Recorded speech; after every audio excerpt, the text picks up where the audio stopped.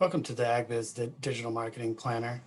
In this part 4, we're going to focus on the components of commerce. We've gone through our design phase, our getting discovered phase. We focused on some relationship building knowledge, and now we're going to create a plan on how do we make sales and increase them.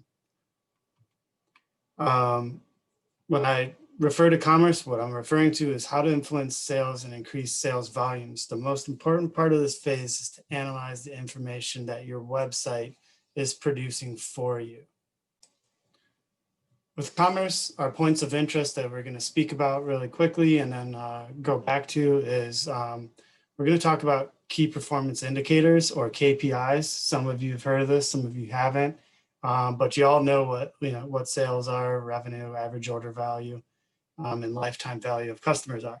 So when we're looking at your sales, obviously we want to make sure that all of these sales, revenue, average order value, and lifetime value of customers, we want to make sure that all of these amounts are moving up. If they're not moving up, then we know that there's an issue that we have to focus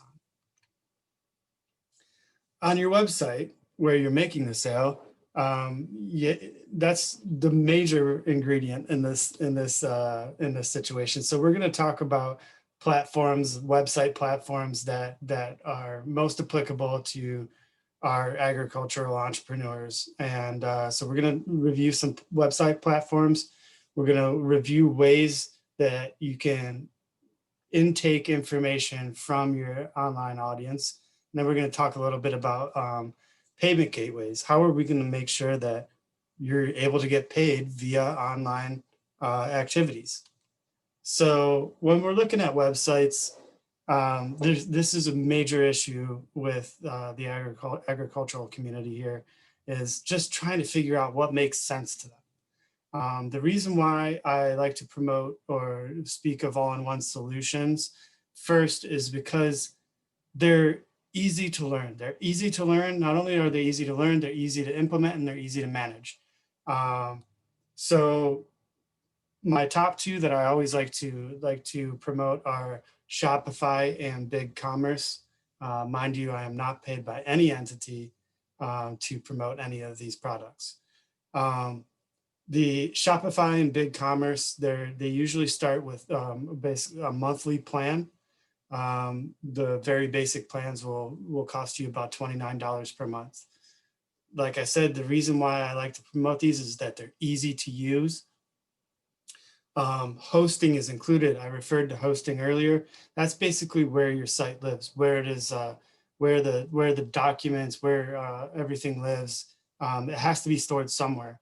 And so they offer their own hosting, which is a great thing to have because they manage those files, and they also provide security for those files. So you have security integrated into your website. This is another important issue. Security is because you will be processing people's payment. You will have their credit card information. So it is very important to focus on security of the website. Another great thing about Shopify and BigCommerce and other all-in-one solutions is they have the availability to integrate with other software that's out there. A big software component that I always promote with everybody, and I talk a little later about, is Google Analytics. It's very easy to implement something like Google Analytics into these websites via integrations.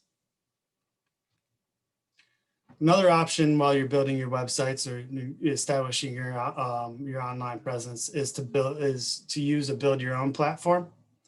The top ones are WordPress, Wix, Squarespace, and Weebly. I feel that this is a situation, if you feel that you have the time or you have the professionals and capability to devote time and budget to building your own website, great. Choose one of these platforms. WordPress is probably the easiest. I have gotten feedback from agricultural entrepreneurs that they've said that Wix has given them some problems. Weebly has been a little difficult, but Squarespace has actually, that I've heard some success stories with that. But the most popular one, and that it always has been, is having a WordPress site. So with these sites, you can get highly customizable.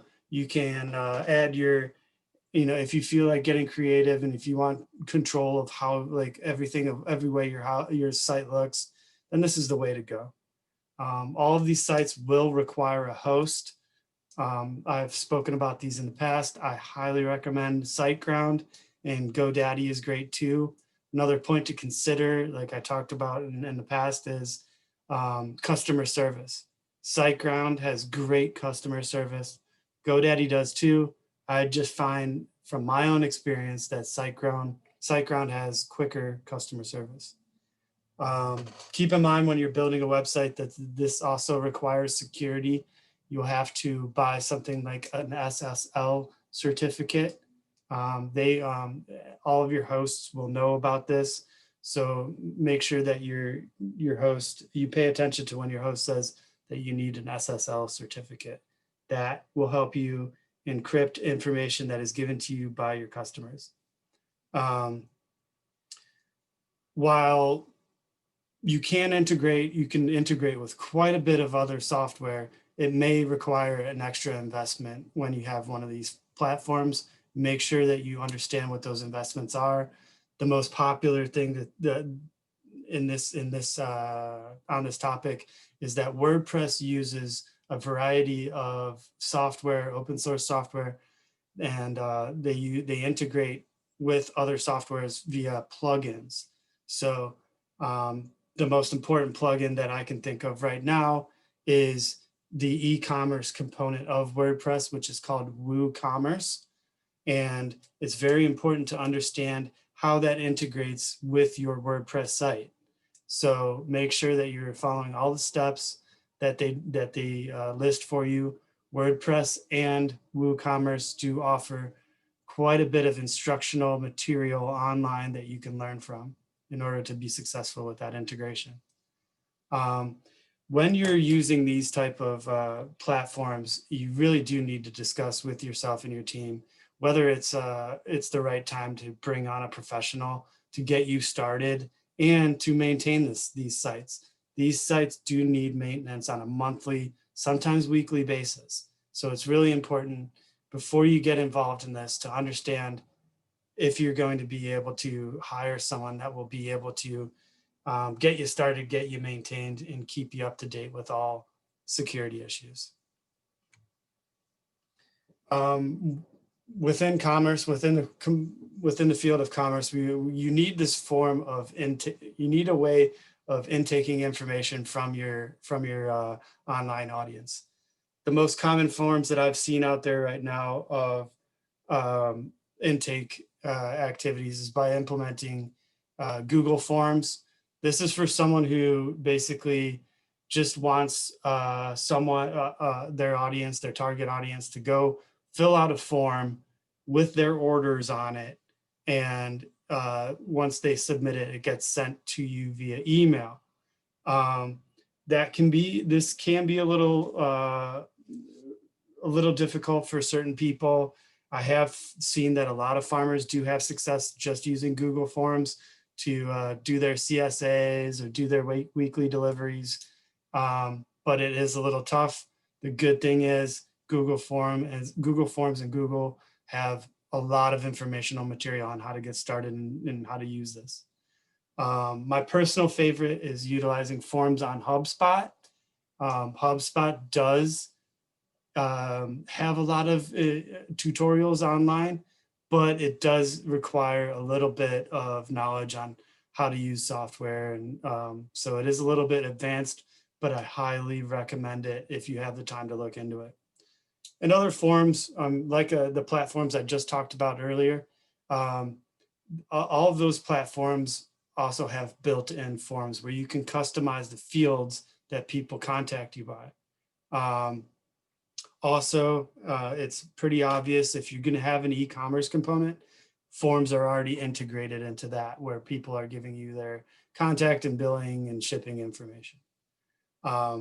At this point, it is really important to look into customer relationship management, or CRM.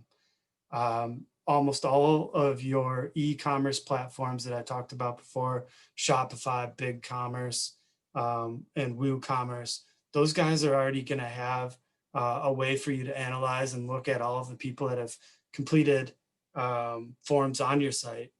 But it's important to look into those. And I do believe that HubSpot has an amazing integration into all of those platforms, and HubSpot can really dive in and find out what's going on with your site, who's buying what, and with what frequency, and where they're located. It's just really good to analyze your information. So I highly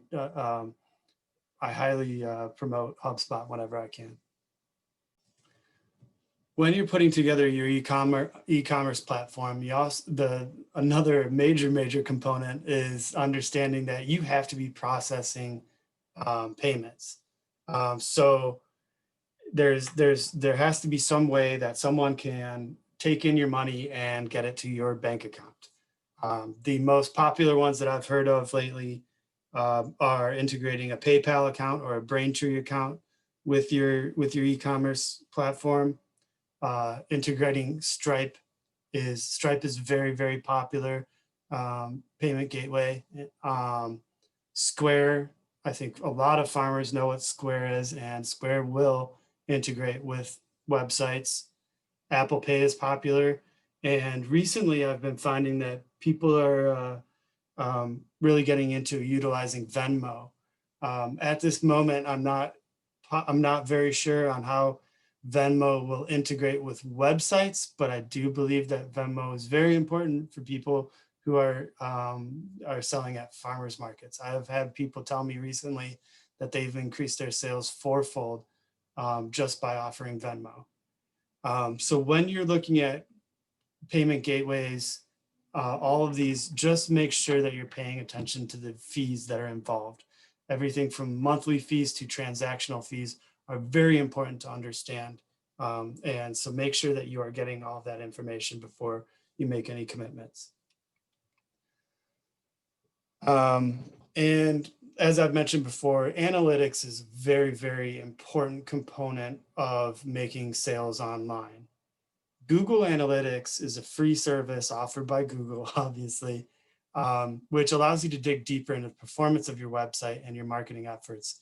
Google Analytics will break down the forms of traffic that I talked about in part 3, and they'll let you know how important those forms of traffic are to the health of your website and to your marketing and sales efforts. So you can dive into that, find out what's making your audience purchase from you. You'll be able to understand more your audience profiles. And the greatest thing about Google Analytics is that it offers very informative online tutorials. If you're going to have a website, you better have some form of analytics on it, and Google Analytics is by far the best. So in this section's feedback form, I want you to just give me some feedback on how you feel comfortable with defining your key performance indicators. How are you going to manage them?